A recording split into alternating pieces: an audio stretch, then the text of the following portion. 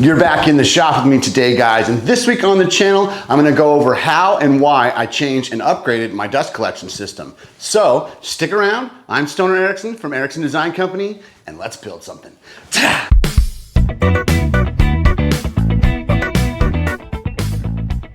So starting off, we're gonna go over these basically Dust Deputy, Cyclone, and the shop vac little carts that I built. I had 3 of them, and then I built one that was static that didn't have wheels on it that was underneath the chop saw.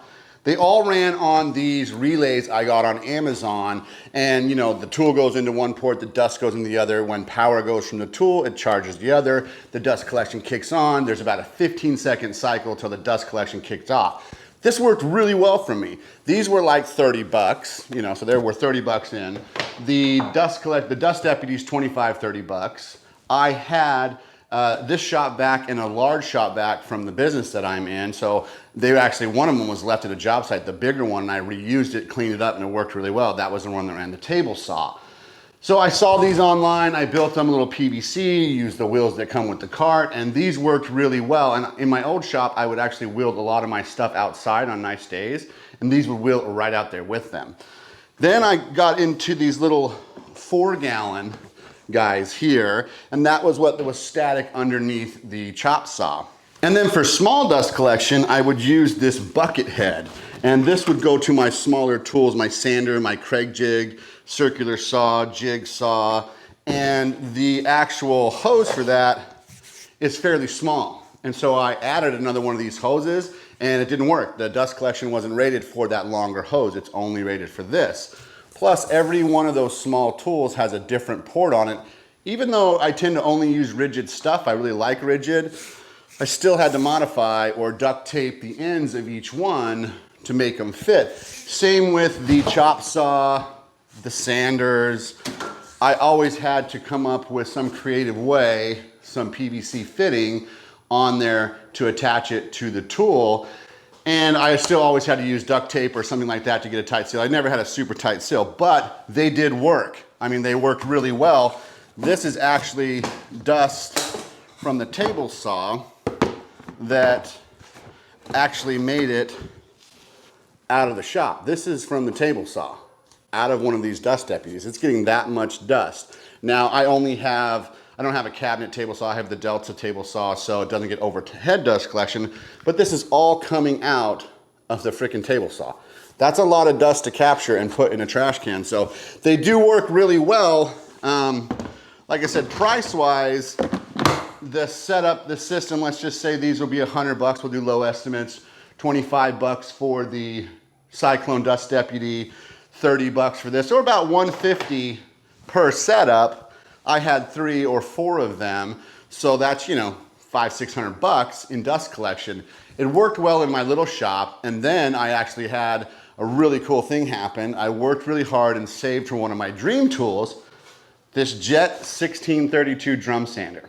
And when I bought it, I was so stoked. Like, I do a lot of sanding. I actually sanded in a cabinet shop for 2 years, 8 hours a day. All I did was sand, hand sand, orbital sand, vibrate sand, cabinet parts for 2 years, 8 hours a day. So I'm a master sander. And in the cabinet shop, we had a Time Saver sander, which is a belt sander. It's giant, it was 48 inches. Time Saver was the brand. So I always wanted one of these for my shop. I love this tool. It's got a small footprint. I put it on caster so it moves around. You know, just like anything, there's some finesse to using it. You don't slam stuff through it. I did some really fancy gate doors. They were outside, they lived outside, and I literally spent about an hour and a half sanding each door. With this tool, that would cut down to about 35 minutes, so it would cut it in a third. But when I got it, this produces a ton of fine dust, and there's no way that these low volume of air, high pressure systems would be able to pull that super fine dust. Plus all that fine dust would get stuck in the filter of the vacuum. So by buying this, I was forced to upgrade my dust collection system. Now, was that a trick on my part to make sure that I could get the actual dust collection system I wanted? Yeah, maybe, but once I had that tool, this system wasn't gonna work anymore. On my rigid 6 1/8 joiner, same concept. Any tool that's gonna have a 4-inch port on it, like this guy, I had one of these set up with a 2.5 exchange up to the 4.5, it never worked. It would get like 20, 30% of the dust, and the joiner would clog up really bad right in here. You can see I put this piece of tape to try to help force the air down. Now with the 4-inch system that I've just installed, it gets 95% of the dust. I mean, it's so freaking awesome. And you can see behind me, the system that I went with is the Dust Right dust collection system. I did a lot of research. I looked at the 650 CFM, the 700 CFM, and the 1200 CFM. And you know, as I was doing the research, I actually saw someone on YouTube say, if you're gonna spring for the $399, $400 650 CFM, one port, if you're gonna spend that money, you might as well upgrade to the 1250. Because, you know, like you're not gonna really upgrade from the 650 to the 1250 because you're already spent $650. So I actually did something really cool with my dust collection system. It comes with a remote, and I actually put it up in the attic. That way, I'm gonna turn it on right now. There it is. That's how loud it is in here. It cuts, and this thing runs about 80 decibels in the shop, which is kind of loud. But now that it's up in the attic, you can't hear it at all. And since that side of the house is insulated to the attic, inside of the house you can't hear it at all. And the suction that you get is palpable. I mean, you can hear that falling away. I really like this system, and there was a bit of trial and error in installing it and in running my piping. I went with the green sewer pipe, and it's funny because at the time I couldn't find it anywhere. Like I'd buy 3 pieces and they were out. And I used about 8 pieces throughout the whole shop, plus all of my fittings and turns. You know, you don't want any 90-degree turns in your dust collection system because it really cuts the airflow down. You want sweeping turns. And those fittings were also out, which was crazy to me. So it took a lot of time to try to source the materials all over Austin. I mean, I was way up north, way down south, way out west, and way out east trying to track down the materials. And sometimes I'd call and they'd say, yeah, we have 3, and I would get there and they were already sold. So it was a lot of trial and error making a smooth system. And at the end of the video, we're gonna go over the pricings for all of this whole dust collection system. So let's get into where the dust collection is and how I installed it up in the attic. Let's go.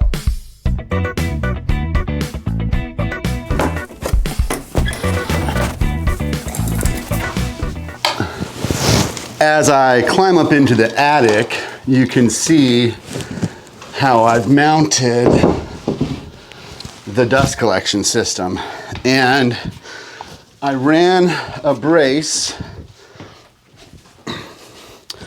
across the back of these 2 joists here, and it's mounted securely. Now, when I turn it on, let's see here, when I turn it on, it's gonna get cruising. Pretty sweet. You can tell how much louder it is up here than down there. It draws and sucks a lot of air. This is filled up to about right here. That's about a month of use. I haven't really planed anything yet, but the joiner, the saw, everything else has been used in the shop. And with the remote control, I can turn it on and off from down in the shop, which is freaking rad. I did put a piece of melamine behind it, underneath of it, and that melamine is so I can see how much fine dust is actually coming out of the bag. Next, we're gonna look at the actual way that I plumbed it with the pipe. Now, I wanted to run this green pipe all the way to the actual system. The problem with that was I couldn't find this green pipe anymore. So both line actually have this flex hose, which kind of cuts the suction down a little bit. And if I can find that green hose, or the green pipe, I'll find it and I'll use it for sure. And so this guy, the top one, goes straight and straight down to the Dust Right quick connect system. It's hardwired to the joiner, and it quick connects to the planer and to the drum sander. This other line comes down and goes across the attic all the way down and spits out for a turn, and those turns are really gradual. They're a really sloped turn. Also up in the garage, I put the air compressor in here with 2 lines so that I can have compressed air at each end of the shops and I'm not tripping over hoses. It actually comes out of the attic. So that's a pretty sweet system. I initially was going to put the dust collection in the shop. I actually laid the whole thing out that way. It's so hot up here, I'm sweating like a maniac, but I had thought about putting it in the shop, and then I hadn't been in this attic before, and so I was like, I wonder what's up there. And this is the perfect amount of space to give this proper amount of airflow, make a cool, quiet place for my dust collection. Once a month, I'll climb up here, I'll release the bag, I'll drop it down, and I'll empty it. So a great solution to cut down noise, awesome dust collection system. So let me show you the dust collection in the shop and how the pipes run and where they go. So as you can see, this first trunk line comes straight down, right off of the machine. I'm getting amazing suction out of the quick connect system, which is going to run the planer and this 1632 drum sander. I'll slide the drum sander out, lock the wheel, and pull my quick connect system. Now this is on like a little swivel so that the cord never gets kind of wrapped up. I'll attach it and I'll open this blast gate. The dust collection's on right now. You can't hear it. You can have a real nice conversation in the shop. It's not super loud. And since I run fans and I listen to music, it's really nice to have full dust collection at such a low volume. Then I'll flip the machine on and I can wheel it out in the shop for long stuff. I can get 8 feet out of the front and the back of it for bigger tables and stuff like that. I'll take my board, turn the machine on, wind it up, back it up, and now I'm getting the suction out of that I really, really want and really, really need.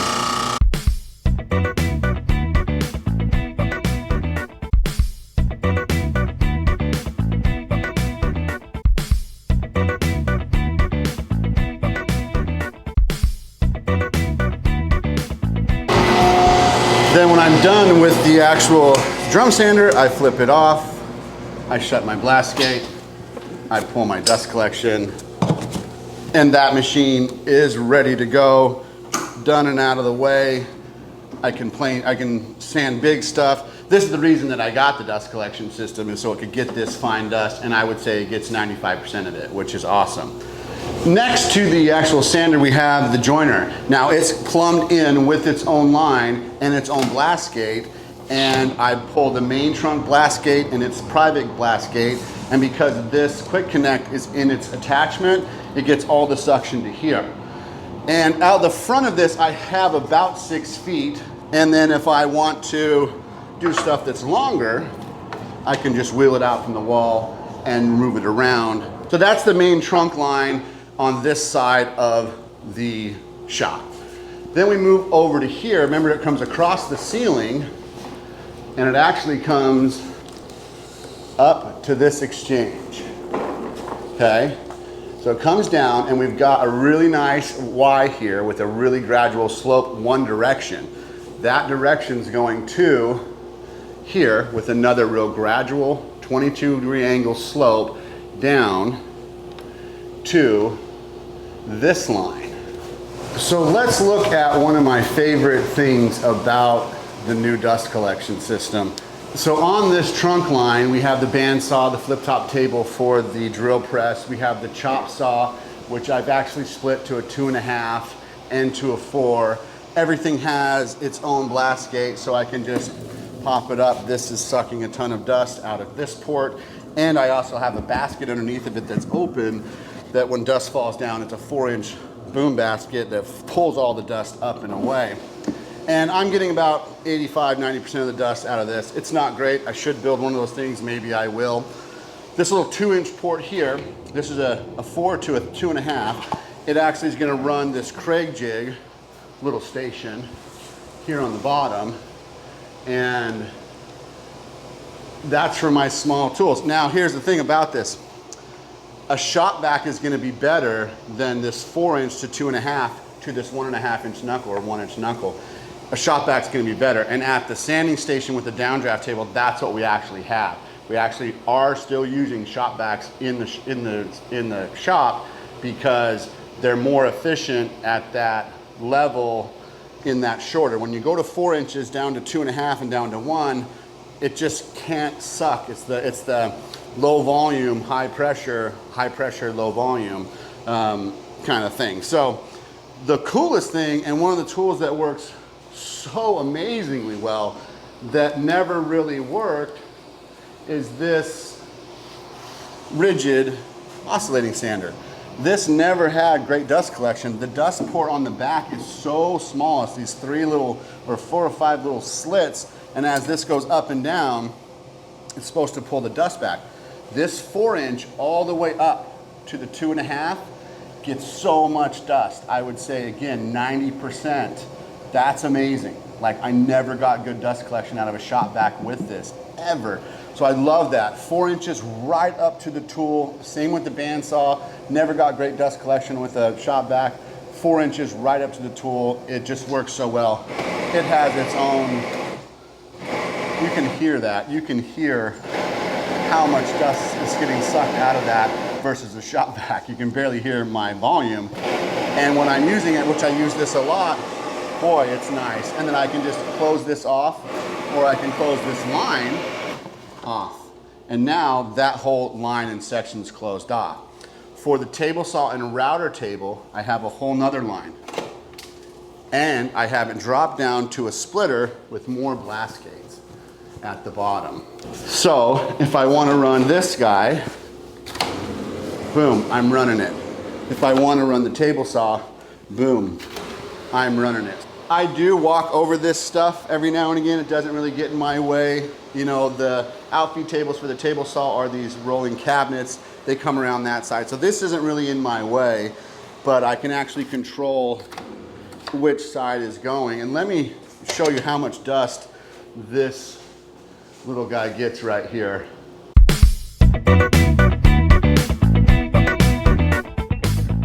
Look how much dust this is gonna get out of there.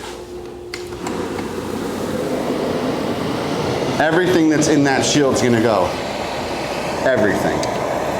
I mean, that is absolutely crazy.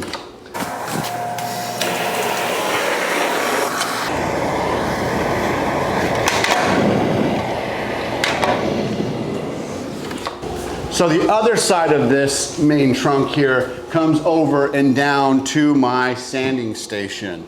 And I have a downdraft table, and I have my rigid sander, and that's what I mainly use to sand. So as we get over here, you'll see that this downdraft table, I throw some dust on this, I have its own port here. And it's gonna take all of that dust as I'm sanding and suck it down right away.